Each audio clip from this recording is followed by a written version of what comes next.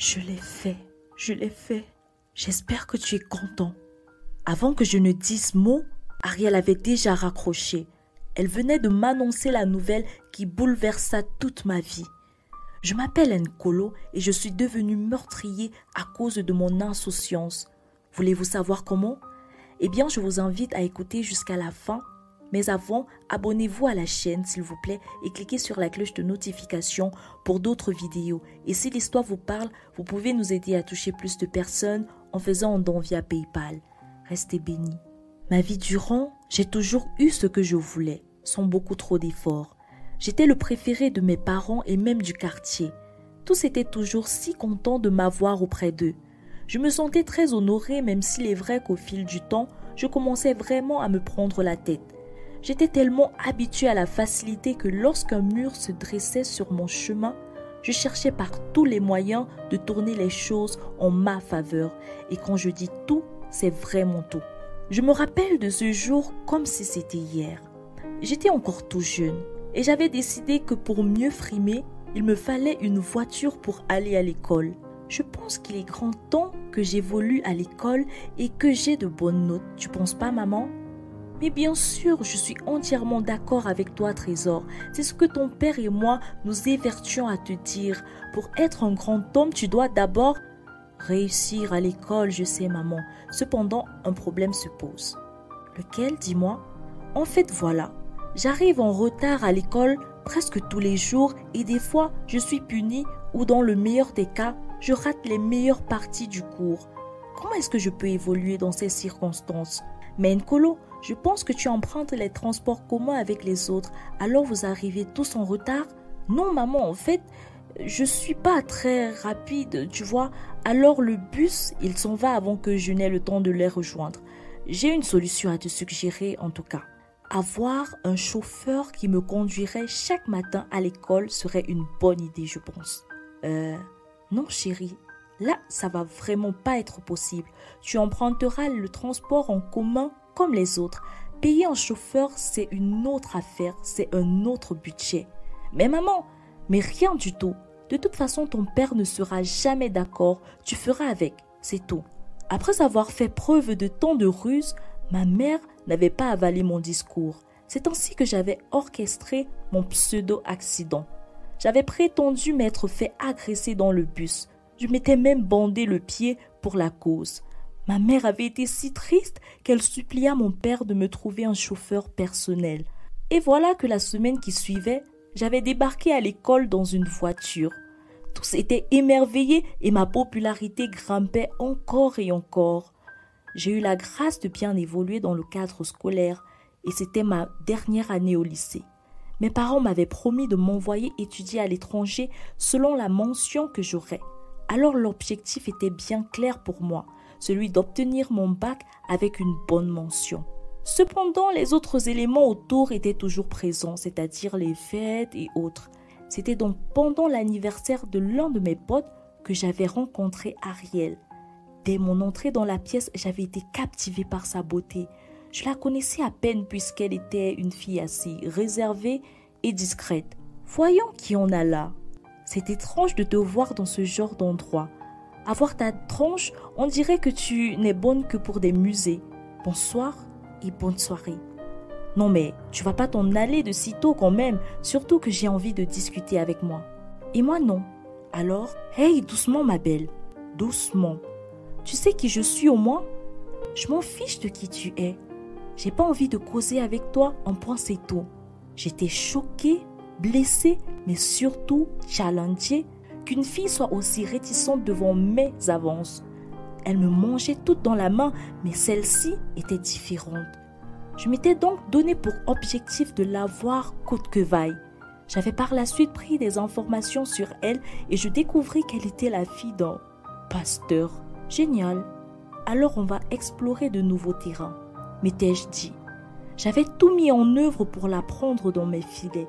Mais c'était très compliqué, car à chaque fois que je l'approchais, elle me sortait littéralement un sermon avec des versets à l'appui. Mais ce n'était qu'une question de temps, car après m'être rendue dans son église 2 dimanches de suite, elle m'avait finalement accordé sa confiance. Il fallait que j'y profite à fond, ce que je fis, et nous étions déjà devenus très proches. Tellement proches que, un soir, entre deux devoirs, nous avions franchi le pas. Vous vous demanderez certainement comment, mais c'est bien arrivé. J'étais le premier surpris et elle ne savait plus où se mettre après ça. J'avais cependant essayé de la consoler, mais rien n'y fait. Te rends-tu compte de ce que j'ai fait, de ce que nous avons fait? C'est une abomination, une aberration, un scandale.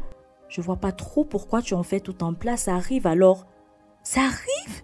Pas pour quelqu'un comme moi, pas pour des enfants de Dieu et surtout pas pour une fille de pasteur censée montrer l'exemple. D'accord, c'est comme tu veux, comme je veux. Elle s'en était allée sous ces mots et je ne l'avais plus jamais revue. Elle ne décrochait pas quand je l'appelais. À dire vrai, cela m'arrangeait plutôt car je pouvais enfin continuer avec ma routine d'avant, sans avoir à faire semblant de quoi que ce soit. Tout était rentré dans l'ordre ou presque, car je pensais encore à elle de temps en temps. Puis un matin, avant l'école, mon téléphone sonna et c'était Ariel. Elle m'informa qu'elle était enceinte et ne savait pas quoi faire. Elle voulait que je vienne chez elle. J'avais alors éclaté de rire en lui lâchant que c'était son problème et pas le mien, car j'avais de grands projets pour ma vie.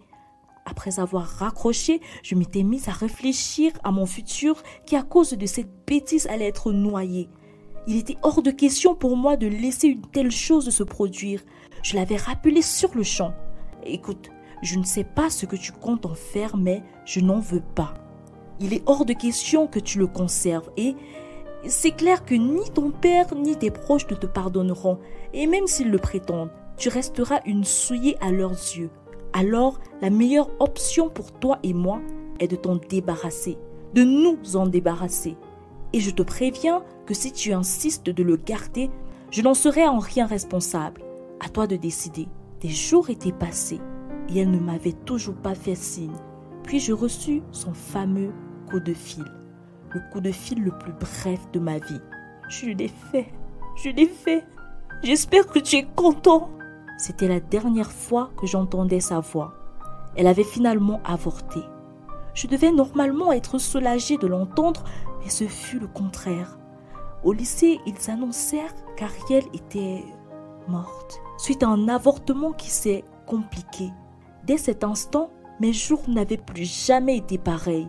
Je me sentais mal. J'avais mal à mourir. J'avais fait mourir 2 êtres d'un coup. Mes nuits étaient une torture, car je faisais des cauchemars à ce sujet. J'entendais comme leur sang crier dans mes oreilles, crier à moi, c'était horrible. J'en pouvais plus. Les examens approchaient et j'étais descendue en flèche. Une fois, je dormais en salle de classe et j'entendis une voix m'appeler. J'avais sursauté pour répondre, mais je ne voyais personne. Elle se fit persistante en me demandant de venir à elle et de ne point avoir peur. Je ne sais pas pourquoi, mais j'avais le grand besoin de me confesser.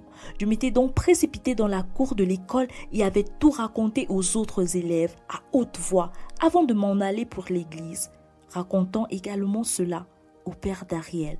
Dans ce genre de situation, on devrait user de tact, mais je n'avais pas de temps pour cela. Il fallait que je parle, il fallait que tout sorte et surtout que je rencontre enfin cette voix qui m'appelait.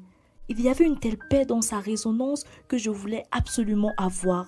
La suite de cette histoire m'importe moins que la personne que je suis devenue aujourd'hui. Après avoir lourdement payé de mes erreurs, je garde la facture afin de ne plus jamais, je dis bien jamais tomber, parce que j'ai été purifiée, sanctifiée, lavée, rachetée. Malgré l'horrible chose que j'ai faite, j'ai été pardonnée. Oui, pardonnée, parce que j'ai enfin rencontré Christ. Et j'aimerais servir également de témoignage à toi qui me regardes. Peu importe la souillure dans laquelle tu te trouves, la vomissure dans laquelle tu te trouves, il y a encore une place pour toi vers le Père. Shalom.